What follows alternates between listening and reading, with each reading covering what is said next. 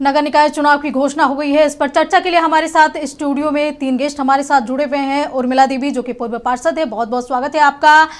अरुण झा जो कि निवर्तमान पार्षद हैं, आपका भी सर बहुत बहुत स्वागत है। साथ ही सुनील यादव झा जो कि निवर्तमान पार्षद हैं, आपका भी सर बहुत बहुत स्वागत है। जिस तरीके से लगातार कई सालों से निकाय चुनाव नहीं हो रहे थे, वर्षों इंतजार के बाद आखिरकार निकाय चुनाव की घोषणा हो गई है, क्या कहेंगे उर्मिला जी? मैं एक बात बोलना चाह रही हूँ। हमारे क्षेत्र में बहुत सारे बूथ संवेदनशील है। मैं राज्य निर्वाचन आयोग से रिक्वेस्ट करना चाहती हूँ कि ऐसे बूथों को चिन्हित करके फेयर चुनाव कराने का कृपा करें। मेरी यही एक आग्रह है उनसे। और सबसे बड़ी बात है, चुनाव इतने दिन डिले होने का कई कारण सरकार की होगी, हमें नहीं पता, लेकिन हाई कोर्ट ने जो निर्देश दिए उनको मैं तहे दिल से फिर से धन्यवाद देती हूँ आपके मीडिया माध्यम से। और राज्य निर्वाचन आयोग को भी मैं धन्यवाद देती हूँ कि आज आखिर हम लोगों की जो सब्र थी वो आज पूरा हुई। और मैं इस राज्य की मुखिया को भी मैं धन्यवाद देती हूँ कि आखिरकार हम लोगों की चुनाव की घोषणा तारीख तय कर दी गई है। और अब उम्मीद जगी है जनता की, और अब उम्मीद जगी हम जनप्रतिनिधि की कि हमारे क्षेत्र में विकास होगी, हमारे क्षेत्र में जो काम अधूरे रह गए हैं वो पूरी होगी। ये पूरी तरह से हम लोगों का आसार जगी है। ये मैं तहे दिल से फिर से आप चैनल को धन्यवाद देती हूँ कि हम लोगों को इस लायक समझे जो चैनल में बुलाएं। अरुण जी, जिस तरीके से चुनाव तारीखों का ऐलान हो गया है, विकास के जो मुद्दे होंगे, क्या कुछ वो मुद्दे होंगे जिसको लेकर के आप लोग शहर में उतरेंगे और शहर की सरकार बनाएंगे? देखिए, सरकार तो चाह नहीं रही थी कि नगर निकाय का चुनाव हो। सरकार लगातार सोई हुई थी पिछले 5 सालों से, यानी कि आपको कहे तो 12 नगर निकाय जो झारखंड में है उसको 2020 में ही कार्यकाल समाप्त हो गया था। रेस्ट जो 36 नगर निकाय है उसका कार्यकाल 2023 को अप्रैल में समाप्त हुआ था, जो लगभग 3 साल इधर और 5 साल 12 का पूरा हुआ है। लेकिन सरकार मजबूरी में चुनाव करवाना पड़ रहा है माननीय हाईकोर्ट के निर्देश से। माननीय हाईकोर्ट को सबसे पहले हम आपके माध्यम से धन्यवाद देंगे, उनके प्रति कृतज्ञता व्यक्त करेंगे कि आखिर उनके निर्देश से, उनको कड़ा आदेश से, उनके चाबुक चलने से राज्य सरकार मजबूरी में चुनाव कर रही है। लेकिन साथ ही 2 बातों को हम आपके माध्यम से रखना चाहेंगे कि सरकार को कहीं पे निगाहें हैं, कहीं पे निशाना, कहीं पे निगाह है। सरकार चाह रही है जो पार्टी से समर्थित जनप्रतिनिधि हैं वही जीत के आवे, इसलिए बैलेट पेपर पर 2008 के बाद करवा रही है। 2008 में जो लोग 18 साल के थे या 15 या 17 साल के थे वो तो मतदान कर नहीं पाए। आज वह 18 साल का मतलब 18 साल बीतने के बाद 35 साल 40 साल के जो लोग हैं वह पहला बार बैलेट पेपर से मतदान करेंगे। यानी कि बैलेट पेपर को अभी तक 40 साल के लोग जो झारखंड में हैं उनको दर्शन नहीं हुआ है। कैसे फोल्ड करेंगे, कैसे क्या होगा, कैसे मोहर होगा, मोहर ओवरलैपिंग नहीं होगा, इसका मोहर इधर जाएगा, उसका बैलेट पेपर उसमें घुसाएंगे। इसीलिए लगातार हम लोग मांग कर रहे थे कि आप ईवीएम से कराओ। बगल का राज्य बिहार में, बगल का राज्य मध्य प्रदेश है, छत्तीसगढ़ है, सभी जगह ईवीएम मौजूद है। आप उससे ईवीएम मांगिए। दूसरा 2 बार झारखंड में ईवीएम के माध्यम से हुआ। 2013 में भी ईवीएम से चुनाव झारखंड में संपन्न कराई गई। 2018 में भी ये चुनाव संपन्न कराई गई ईवीएम में। तो आखिर ईवीएम हुआ क्या? सुनील जी, इस बार बैलेट पेपर से चुनाव किए जा रहे हैं, क्या लगता है ये कितना चुनौतीपूर्ण रहेगी? जी, बैलेट पेपर से चुनाव हो रहे ये थोड़ा सोचनीय है, क्योंकि काफ़ी युवा मतदाता जो है किस तरह फोल्ड करेंगे, किस तरह वोटिंग करेंगे, कहाँ यदि वो टिक करेंगे। तो ऐसा नहीं दोनों जगह हो जाए बैलेट पेपर, मतलब क्या बोला जाए, उसको की नुकसान हो सकता है कि जो देना चाहते हैं किसी को वोट, लेकिन किसी कारणवश वहाँ पर गलत हो जाए। तो बैलेट पेपर से नहीं होकर जब हर चुनाव में, विधानसभा लोकसभा में यदि मशीन के द्वारा होता है चुनाव, तो ये चुनाव क्यों नहीं किया जा रहा है? मुझे ये परे लग रहे हैं कि सरकार ऐसा क्यों कर रही है। हम चाहते थे, हम लोग चाहते हैं, जनता भी चाहती है कि आप मशीन के द्वारा चुनाव किया जाए। बैलेट के पेपर तो नहीं समझ आती है, लेकिन फिर भी सरकार कर रही है तो हम लोग स्वागत करते हैं और जनता से मांग करते हैं कि अपने अपने मत का प्रयोग करें। चलिए तो सुनील जी आपके पास आएंगे, सीधे लिए चलते हैं अपने सहयोगी सत्यव्रत किरण के पास जो कि मौजूद हैं। सत्यव्रत, जिस तरीके से काफी लंबे समय से निकाय चुनाव की तारीखों का इंतजार था, आज आखिरकार ये तारीख का ऐलान हो गया। शहर की सरकार में क्या कुछ लग रहा है? देखिए, बिल्कुल सही कहा माधवी आपने कि राज्य निर्वाचन आयोग ने निकाय चुनाव को लेकर शंखनाद जो है वो कर दिया है। और वैसे प्रत्याशी जो इस बार निकाय चुनाव में अपना किस्मत आजमाना चाहते हैं, उनकी धड़कनें बढ़ गई है। और सबसे महत्वपूर्ण, जनता जनार्दन में सबसे ज़्यादा उत्साह देखने को मिल रहा है। आप देखिए कि आधी आबादी महिलाएं हमारे साथ हैं, बातचीत करेंगे और जानने की कोशिश करेंगे कि चुनाव आयोग ने जो है वो चुनाव के तारीखों की घोषणा कर दी है। 23 फरवरी को जो है वो मतदान होगा और 27 फरवरी को मतगणना किया जाएगा। कितना इंतजार था, क्योंकि काफ़ी दिन से जो है वो आप लोग चुनाव की मांग कर रहे थे। जी बिल्कुल, मैं बधाई देना चाहती हूँ निर्वाचन आयोग को कि उन्होंने हम लोगों की मांगों को रखा और उसको पूरा किया है। क्योंकि 3 साल से हमारा कार्यकाल जो था वो बहुत ही पीछे चला गया था।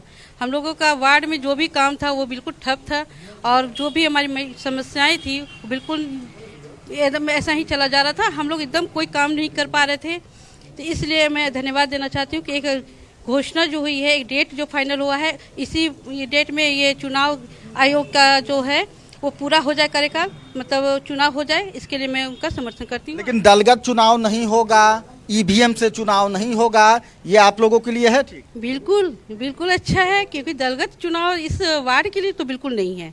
क्योंकि दल जो है, जो भी अपना प्रत्याशी खड़ा करते हैं, उसमें हम लोग को नहीं लगता है कि उसमें इस वार्ड का समस्या हल हो सकता है। बाकी जो विधानसभा है, लोकसभा है, वो दलगत हो, मगर इसे कम से कम फ्री रखना चाहिए सबसे। दीदी, चुनाव का घोषणा हो गया है, कितना उत्साह है? अब आप आराम से चुनाव के बाद अपने जीते हुए जनप्रतिनिधि के पास जाएंगे और अपनी समस्याओं को बता सकेंगे। अब तक निगम के कार्यालय, निगम के अधिकारियों का चक्कर काटना पड़ता था आप लोगों को। बहुत खुश है कि कम से कम महिला लोग को तो ये स्थान दिया जा रहा है उठने के लिए। पहले तो महिला लोग को स्थान ही नहीं मिलता था, अब उसको मिल रहा है। अब इसके थ्रू और भी महिला लोग का जो समस्या है वो खत्म होगा। हम लोग अच्छा से पार्षद के पास बता नहीं पाते थे, अब एक महिला उठेगी तो उसके सामने हम लोग अपना समस्या रख सकते हैं। मतलब महिलाओं को समर्थन रहेगा? हाँ, ये मेरा महिलाओं का ही समर्थन रहेगा। और अच्छा है कि विनीता पाठक उठ रही है यहाँ से, वार्ड 31 से। बिल्कुल, देखिए जो प्रत्याशी हैं वो भी चुनाव की तैयारियों में लग गए हैं। बोले चुनाव की घोषणा हो गई है, 23 तारीख को जाएंगे वोटिंग करने के लिए। क्या सोचकर जाएंगे कि कैसा प्रत्याशी हो जो आपके क्षेत्र का विकास करे? विनीता पाठक जैसी हो, जो हम लोग का आसपास में ही हम लोग का सारा सहयोग कर सके और ज़्यादा दूर भी ना जाना पड़े। हम लोग का बहुत सा पेंशन है जो मिलता नहीं है, विधवा पेंशन हो गया, वृद्धा पेंशन हो गया। हम लोग पार्षद पास चक्कर लगाते लगाते आज तक पास नहीं हुआ। अब ये बनेगी तो हम लोग को पूरा सपोर्ट करेगी उसमें। महिलाएं जो है वो विनीता जी का सपोर्ट कर रहे हैं। बोले चुनाव का घोषणा हो गया, 23 तारीख को वोट देने जाइएगा ना? हाँ जाएंगे, कैसे नहीं जाएंगे। घर का पास में उठेगी तो जाना ही तो पड़ेगा। तो क्या क्या दिक्कत है इस वार्ड में? दिक्कत हो रहा है, हम लोग को विधवा पेंशन नहीं मिल रहा है, घर का नहीं मिल रहा है, घर जो मिलता है ना वो आवास, वो सब नहीं मिला है। दीदी, अब लोग आएगा, प्रत्याशी लोग हाथ जोड़ के वोट मांगेगा, हिसाब बहुत दे दिए वोट, बहुत मेरा काम हो गया। ये सबको इतना लेडीज लोग को मिला ना, मैया योजना क्या योजना, हम लोग को तो कुछ भी नहीं मिला। इतना लिख के दिए लेकिन आज तक एक भी नहीं कुछ आया, यहाँ तक राशन भी नहीं मिल रहा है। हाँ, तो इतना अब आप लोगों का आवाज सुनने के लिए जो जनप्रतिनिधि हैं, जो पार्षद हैं, उसका चुनाव अब आप लोग कर सकेंगे। माने रास्ता साफ हो गया, अब आप लोगों को भटकना नहीं पड़ेगा, दौड़ना नहीं पड़ेगा, सीधे पार्षद के पास जाइए, अपनी समस्या बताइए। हाँ सही बात है भैया, इसीलिए तो लेडीज का समर्थन करना है। बहुत खुशी हो रहा है, कैसे नहीं हो रहा है भैया। हमारी लेडीज का सपोर्ट नहीं करेगी तो कौन करेगा। आदमी के पास दौड़ते रहते, आदमी लोग सुनता ही नहीं है। लेडीज के पास इसीलिए आए हैं कि भाई वो उसका सपोर्ट करेंगे तो वो भी मेरा, हम उनके पास जबरदस्ती कह सकते हैं कि मेरा काम करवाइए। अच्छा, कोई पुरुष अगर खड़ा होगा, बेहतर काम करेगा तो उसको सपोर्ट नहीं कीजिए? नहीं, लेकिन अभी तो हमको कोई दिख नहीं रहा है वैसे। हम अभी तक तो मेरा कोई काम नहीं हुआ है, अभी तक तो किसी ने मेरा काम कराया नहीं है। इतना बार दौड़े हम, आज एक बार 2 बार नहीं, कितने बार हम निगम दौड़े हैं, कम से कम 10 से 15 बार दौड़े, लेकिन मेरा एक बार भी काम नहीं हुआ है। तो फिर क्या काम के लिए जाते थे? राशन कार्ड के काम के लिए जाते थे, मेरा काम नहीं हुआ। मैया योजना के लिए काम के लिए गए, मेरा काम नहीं हुआ। हाँ, सबको लाभ मिला, हमको तो 1 रुपया की लाभ भी नहीं मिला। बिल्कुल, देखिए ये जनता जनार्दन है और अब इन्हीं के हाथ में है कि ये कैसे शहर की सरकार जो है वो तय करते हैं। वैसे में आधी आबादी महिलाओं में सबसे ज्यादा उत्साह है, चूंकि महिलाओं को इस बार काफी जो है वो चुनाव में भागीदारी दी जा रही है। वैसे में राज्य निर्वाचन आयोग के द्वारा जैसे ही चुनाव की घोषणा हुई है, जनता जनार्दन में जो है वो गजब का उत्साह देखने को मिल रहा है। और खासकर वैसे लोग जो इस बार चुनाव लड़ने का मन बना रहे हैं, उनकी भी धड़कनें तेज हैं। आप चुनाव लड़ेंगे? बिल्कुल, मैं लड़ नहीं रही थी, मुझे लड़वाया जा रहा है, महिलाओं का समर्थन मिल रहा है, तो मैंने भी सोचा कि आधी आबादी तो क्यों पीछे रहेंगे, क्योंकि हम महिलाओं को हर समय पीछा किया जाता है, पीछे रखा जाता है, खासकर राजनीति में। इसलिए इस बार महिलाएं ठान ली हैं कि एक महिला ही निर्वाचित हो और महिला की समस्या महिला ही सुधार सकती है। कितना गए हैं निगम कार्यालय, चक्कर लगाए हैं? जी सर। वोट करने जाइएगा ना? हाँ जाते हैं वोट। पता है 23 तारीख को वोट है, वार्ड पार्षद वाला? हाँ पता है। बिल्कुल, आप देखिए जनता जनार्दन में भी गजब का उत्साह देखने को मिल रहा है, क्योंकि काफी लंबे समय के इंतजार के बाद यह मौका मिला है कि 23 फरवरी को लोग अपने मताधिकार का प्रयोग करने जो है वो अपने मतदान केंद्र पहुंचेंगे। वैसे में जैसे ही राज्य निर्वाचन आयोग के द्वारा निकाय चुनाव के तारीखों की घोषणा की गई है, जनता जनार्दन में खासकर आधी आबादी महिलाओं में भी गजब का उत्साह देखने को मिल रहा है। माधवी, चलिए सत्यव्रत, तमाम जानकारी के लिए आपका बहुत बहुत शुक्रिया। तो उर्मिला जी, जिस तरीके से आपने देखा कि हमारे सहयोगी सत्यव्रत ने दिखाया कि महिलाएं कमर कस ली है, जैसे ही तारीखों का ऐलान हुआ महिलाएं दमखम के साथ खड़ी हो गई हैं। आप भी पूर्व पार्षद रही हैं, जो सारी समस्या महिलाओं ने बताया आज भी वो समस्या विद्यमान है, कैसे इसको आप ठीक करेंगी? मैडम, मैं फिर से आपको धन्यवाद देती हूँ। आज महिलाओं के प्रति जो बात उठी है, काफ़ी हम लोगों ने महिलाओं के बीच में काम किए हैं। काफ़ी हमारे क्षेत्र में बार बार मैं करी हूँ, HEC क्षेत्र में ना ही पेंशन मिलता है किसी को, ना ही वहाँ पे मतलब स्लम बस्ती ज़्यादा से ज़्यादा है और मध्यम वर्ग के फैमिली रहते हैं। तो उन लोगों को इससे पूर्व में जो पार्षद थे या कौन थे हमको नहीं पता, कोई भी योजना वहाँ उन लोगों को लाभ नहीं मिलता था, ना पेंशन, ना कार्ड, ना ही विधवा पेंशन, ना वृद्धा पेंशन। ये सब तो कराने का काम किए हैं, लेकिन इससे विकास नहीं होनी है ना। विकास हमारी महिलाओं को विशेष कर दर्जा दे और विशेष काम दे, तभी हमारी महिला विकास कर पाएगी। अब 1000 रुपया दे के, 2000 रुपया दे के हम महिलाओं को विकास नहीं कर पाएंगे। आज हमारे क्षेत्र में एक बहुत बड़ी समस्या है जो स्लम बस्ती है। बार बार मैं स्लम बस्ती का नाम इसलिए ले रही हूँ कि आज जाके देखिए हम लोगों के यहाँ घर जो तोड़ के बेघर कर दिया गया है, उसके लिए व्यवस्थित घर दे। ये मेरी सरकार से मांग होगी, ये हमारे नगर निगम से मांग होगी कि सबसे पहले व्यवस्थित किया जाए। जिनको घर तोड़ के उजाड़ दिया गया है, जिसके बच्चे रोड में हैं, भीख मांग रहे हैं, जो बच्चे हमारे चोरी कर रहे हैं, ऐसे लोगों को व्यवस्थित करने का मेरी पूर्ण रहेगा ये प्रयास कि मैं उनके तक जो लाभ मिले वो पहुंचाने का काम करेंगे। और ये मेरी पुरजोर सरकार से रहेगी मांग और नगर निगम से रहेगी कि हमारे यहाँ जिस तरह की समस्या है उस समस्या को निदान करने का काम करें। ऐसे सरकार से मेरी डिमांड रहेगी कि ये जो हमारे HEC क्षेत्र स्लम बस्ती है, जिसका घर आए दिन तोड़ दिया जाता है, दुकान तोड़ दिया जाता है, वो बेघर हो जाते हैं, बेरोजगार हो जाते हैं, उनको रोजगार देने का काम करें, उनको व्यवस्थित करने का काम करें। ये मेरी रहेगी प्रयास। तो चलिए सीधे लिए चलते हैं अपने गेस्ट के पास, जो कि नगर निकाय चुनाव की तारीखों का ऐलान होने के बाद से सभी लोग कमर कस लिए हैं चुनाव लड़ने के लिए। सुनील जी, क्या कहेंगे? जिस तरीके से चुनाव का ऐलान हो गया है, विकास की बातें आप लोग करते हैं, आप लोग कहते हैं कि हमने विकास किया है, फिर भी जनता में असंतोष, कहती है कि हमारा काम नहीं हुआ, लगातार दौड़ने के बाद भी उनका काम नहीं होता है। कैसे जनता को खुश करेंगे? जी, लगातार 2008 से अपने क्षेत्र में बना हुआ हूँ और हर समस्या, जनता की जो भी समस्या है, मैं जनता की समस्या का निदान लगातार करता हूँ।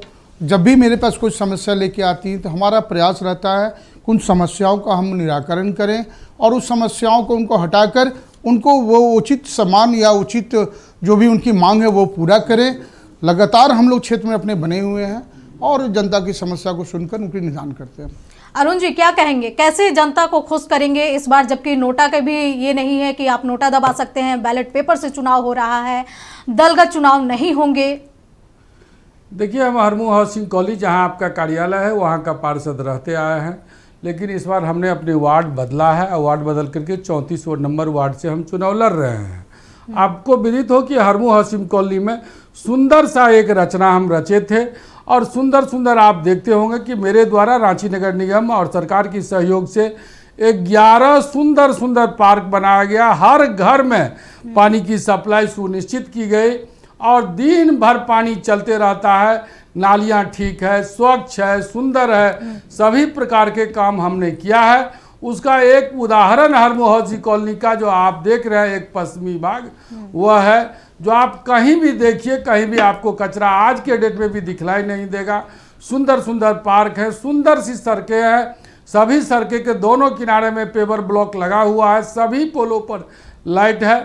अब जहां हम गए हैं वह सुपर स्लम टाइप का वार्ड है, वार्ड नंबर 34, जिसमें विद्यानगर, गंगानगर, जमुना नगर, कृष्णा नगर इत्यादि है। वहाँ 2 मुद्दा लेकर के मुख्यतः हम गए हैं। 2-3 मुद्दा ही मेरे ध्यान में था, इसीलिए वहाँ से चुनाव लड़ने का हमने सुनिश्चित किया। पहला मुद्दा कि हर घर में, जिस तरह वार्ड नंबर 26 जहाँ का हम निवर्तमान पार्षद हैं, वहाँ हर घर में सप्लाई पानी चलता है, तो उसी तरह से सप्लाई पानी का सुव्यवस्था हम करेंगे।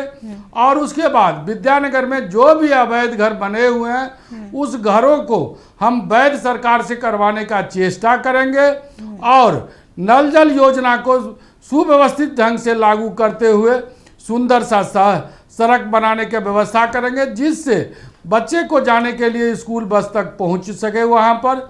और स्कूल बस अगर पहुंचेगा तो वहां के बच्चे को हरमू हाउसिंग कॉलोनी नहीं आना पड़ेगा बस में सवार होने के लिए। 2-3 मुद्दा मेरे पास है। एक तो हर एक घर में नल जल व्यवस्था होनी चाहिए। दूसरा, हर एक जो मकान बहुत पहले से बना हुआ है उसको अवैध घोषित नहीं करके सरकार उसको वैध घोषित करे।